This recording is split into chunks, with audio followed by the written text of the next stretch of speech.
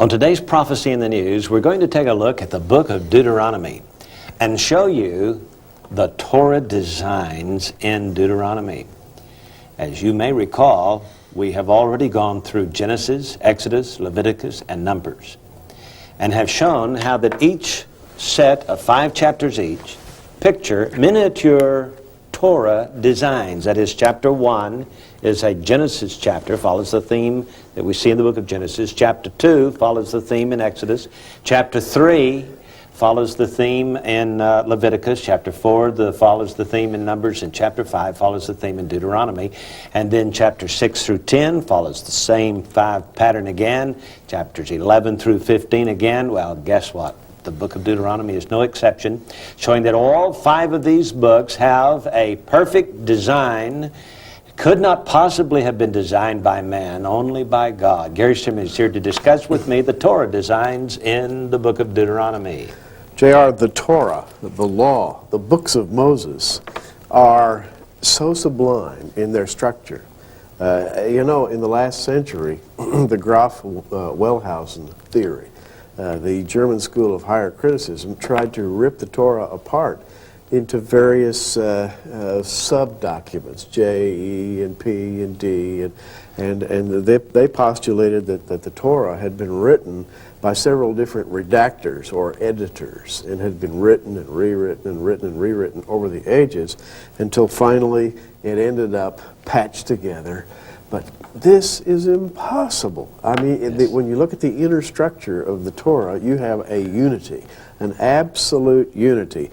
And it begins with the number 5 written all over it in the design: Genesis, creation; Exodus, redemption; Leviticus, holiness; Numbers, the wilderness march; and Deuteronomy, the final summary and judgment.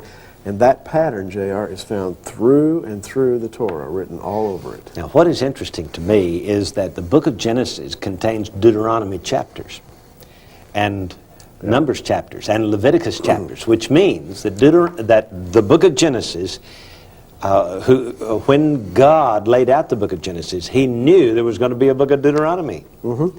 So these things were very meticulously designed, had to have been designed in the halls of heaven.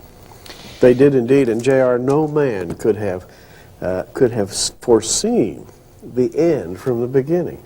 That's exactly what this is. You have, in the beginning, God created the heavens and the earth, and the final disposition, you have the kingdom, and then certain steps to reach the kingdom. Only God could have envisioned these from the earliest days. And they have been consistent down through history. Right. Consistent in the life even of an individual, which, of course, we have seen on previous programs.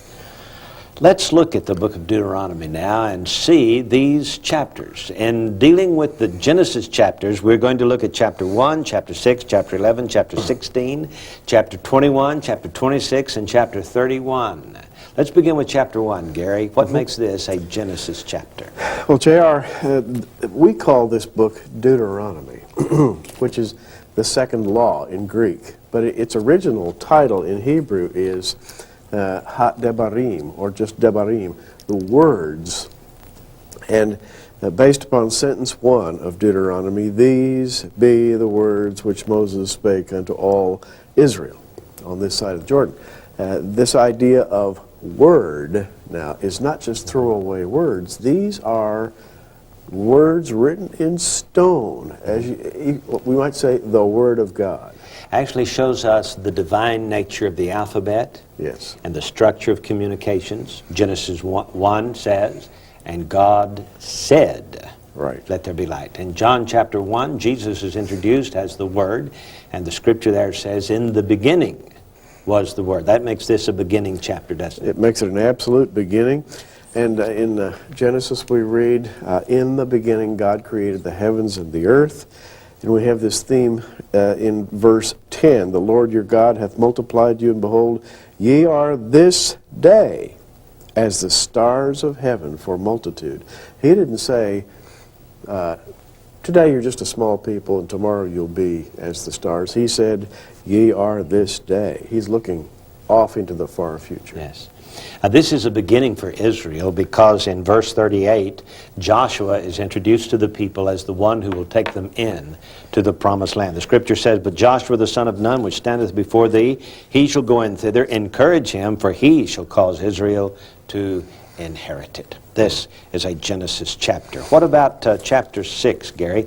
What makes chapter 6 a Genesis chapter? And turning quickly over to chapter 6, we have here, "Hear, O Israel, the Lord our God is one Lord."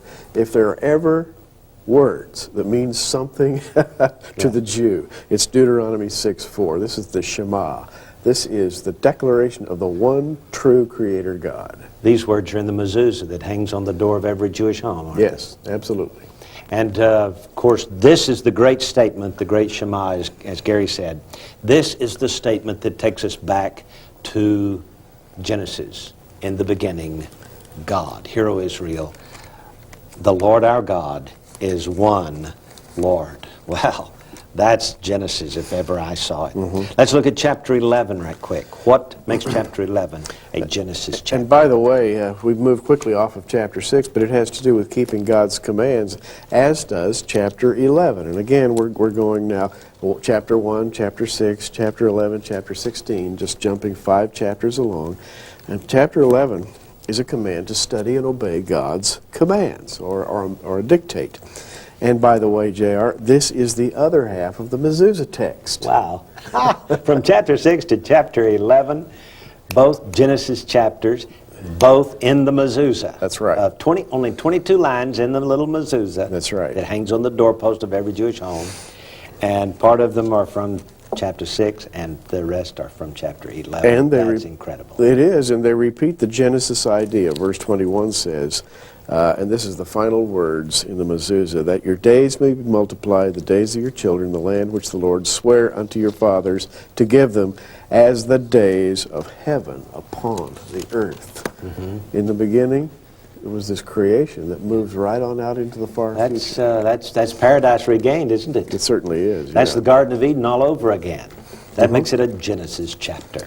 Yes. Well, Gary, let's look at chapter 16. What makes chapter 16 a Genesis chapter? Well, you know, here in chapter 16, J.R., we have the festivals of Israel spoken of in condensed form. And guess what? We have, beginning with Passover, a rehearsal of the feast. Well, J.R., Passover is the beginning festival, the beginning of the calendar. It's in the first month of the year, isn't it? It certainly is. Month number one. That's great. That's a Genesis chapter for sure. Let's look at chapter 21 and see why chapter 21 of Deuteronomy follows the theme of Genesis. Now, this is a chapter that speaks about legalities that come to daily life and the law of marriage, the law of the rebel. We have here, J.R., we have here the law expressed in terms of the tribes as they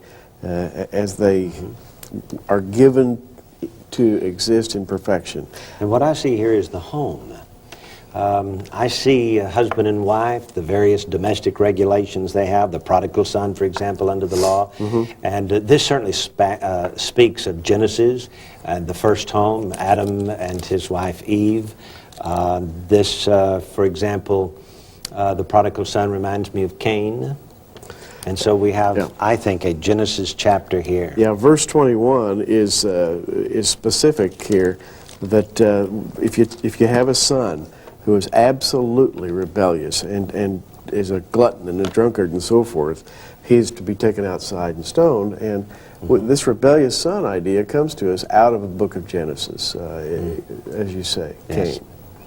Now let's look at chapter 26 and see what makes that chapter follow the theme of Genesis. And Gary, I think verse 1 and 2 is just really profound here. Well, and it shall be when thou art come into the land which the Lord thy God giveth thee for an inheritance, and possessest it, and dwellest therein, that thou shalt take of the first of all the fruit of the earth, which thou shalt bring of the land that the Lord thy God giveth thee, and shalt put it in a basket, and shall go unto the place which the Lord thy God shall choose to place his name there. This is the law of giving. It's the law of the tithe. And J.R., this harkens all the way back to the Garden of Eden. That's what it sounds like to me. Yeah. All the produce and the fruit of the land, and the land being the promised land, it certainly is paradise regained. Back to paradise. Chapter 31, quickly, Gary. Quickly. Well, I tell you what, we'll take a break.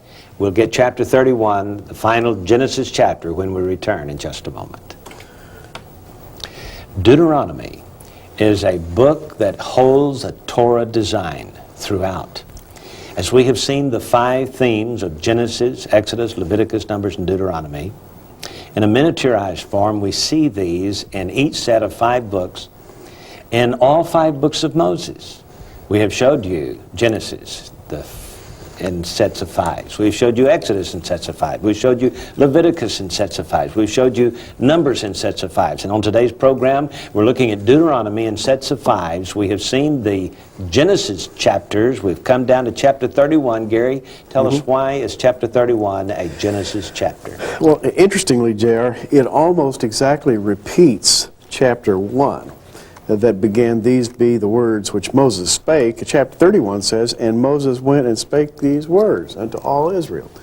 It's again, he's saying, here it is, this is the word. And then he begins to talk about the keeping the law. He charges Israel to not to hide its face from God's grace.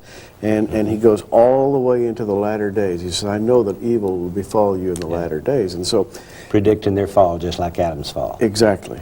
He's predicting the fall of Israel. And I notice he's 120 years old here. That's a good Genesis number. It is a good Genesis number. It was an age of man given in the from book chapter 6, no less, of Genesis. Chapter 6, that's correct. Now let's look at the Exodus chapters. Chapter 2, chapter 7, chapter 12, chapter 17, chapter 22, chapter 27, and chapter 32 of the book of Deuteronomy. Tell us why chapter 2 is an Exodus chapter. Now, Exodus, of course, is the story of the deliverer, Moses, and coming out of the land of Egypt. Remember, that is the theme now. We're talking about deliverance, redemption. It's the wilderness journey, isn't it? Yeah. The midbar.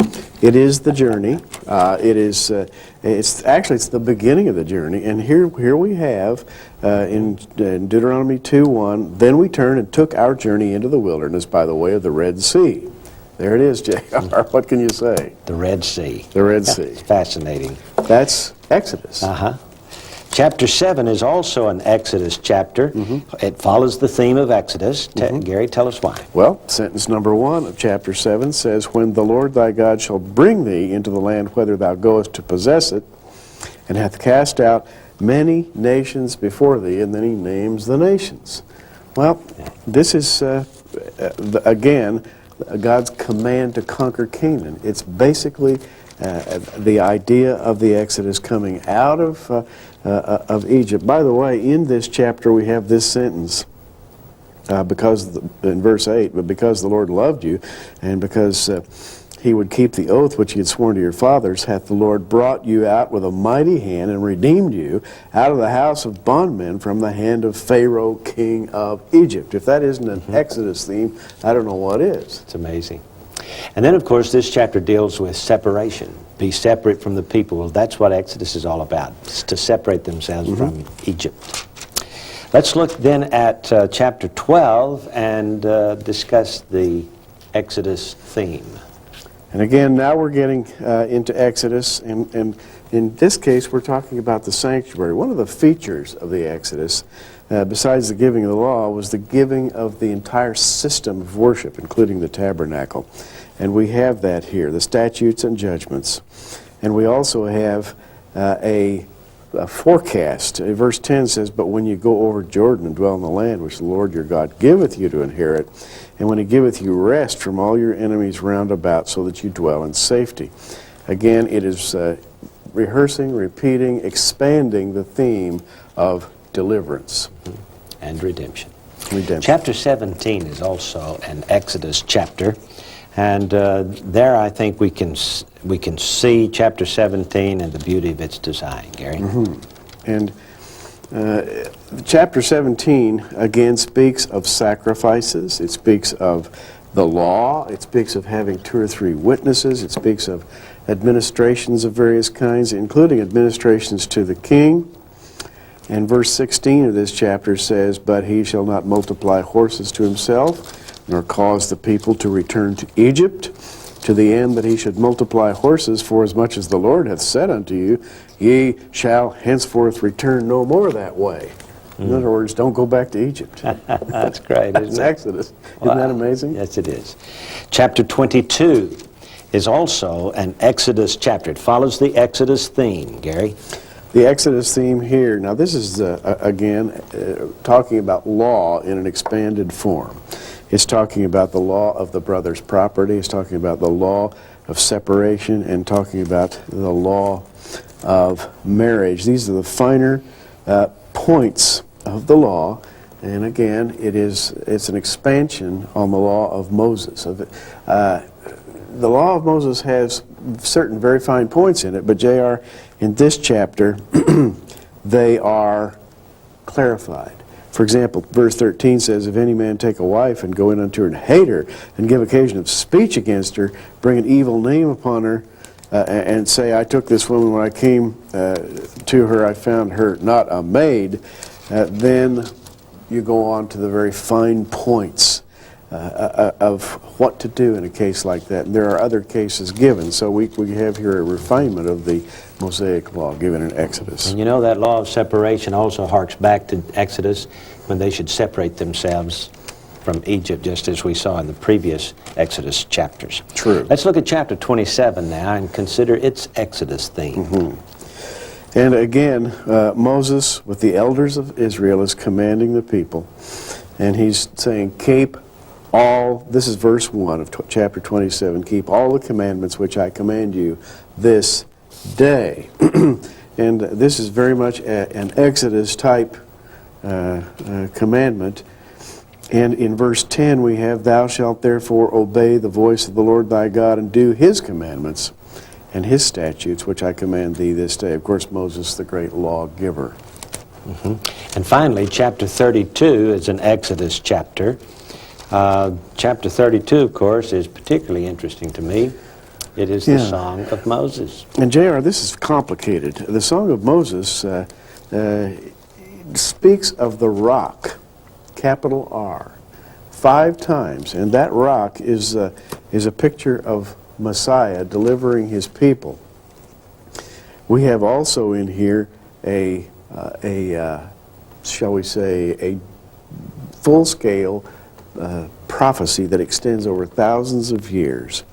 It talks about Israel forgetting the rock, and then it talks about the latter-day deliverance of the people by this rock. And I can't help, I honestly go back to the book of the Exodus. Twice Moses had an encounter with the rock there in the desert. And that rock is a picture of Christ. Exodus chapter 17, he smote the rock. He smote the rock. First encounter with the rock, water out of the rock. Then, of course, we have here in chapter 32, the Lord found him in a desert land, in a waste, howling wilderness, and led him about. He instructed him, kept him as the apple of his eyes. An eagle stirreth up her nest, fluttereth over her young, spreadeth abroad her wings, he beareth them. And we can see the Exodus here. Yes, we can. Obviously. And then, of course, in the end of days, when Israel comes back home from their exile, that is an Exodus greater than the original Exodus. So chapter 32 follows the Exodus theme. We have just time enough to introduce the Leviticus theme, Gary. Let's look at chapter 3. Whet your appetite. Leviticus talks about the holiness, walking with God, and being separate. Now, J.R., in chapter 3 we have the conquest of the giants, and we have the granting of land to the 2.5 tribes, and that would be on the east side of the Jordan. And this chapter concludes with a charge to Joshua, and that's verse 28, to charge Joshua and encourage him and strengthen him, for he shall go over before his people, shall cause them to inherit the land which thou shalt see. You know, Joshua is a type of Christ, very much so. And Leviticus typifies Christ. Yes. Let's look quickly at chapter 8 and see its Leviticus theme. Here in chapter 8 we have warnings and exhortations, again, just as we did in chapter 3. Indeed. And we have here basically a command to be holy. All the commandments which I command thee this day shall ye observe to do, that ye may live and multiply and go in and possess the land which the Lord sware unto your fathers. And thou shalt remember all the way which the Lord thy God led thee these 40 years in the wilderness. Now, this idea of a way and walking with God is very much a theme of Leviticus. And chapter 13, we have just less than a minute, but I think we have time to get 13 in. It's the story of the prophet. We have, yes, That's it is. Leviticus, isn't it? If there arise among you a prophet or a dreamer of dreams. Verse 4 says, ye shall walk after the Lord your God, and fear him, and keep his commandments, obey his voice, and ye shall serve him and cleave unto him. That is really the heart of the meaning of Leviticus, this close walk with the Lord. Obviously, we're about halfway through our study here, so we'll conclude it on our next program, but it is fascinating to note that Deuteronomy is divided up into sets of 5 chapters each. In fact, there are 7 of these, with the exception of the last one, and there are 4 in it, with 1 remaining chapter left, and we'll tell you why that chapter is yet remaining when we return next week. We'll be back in just a moment.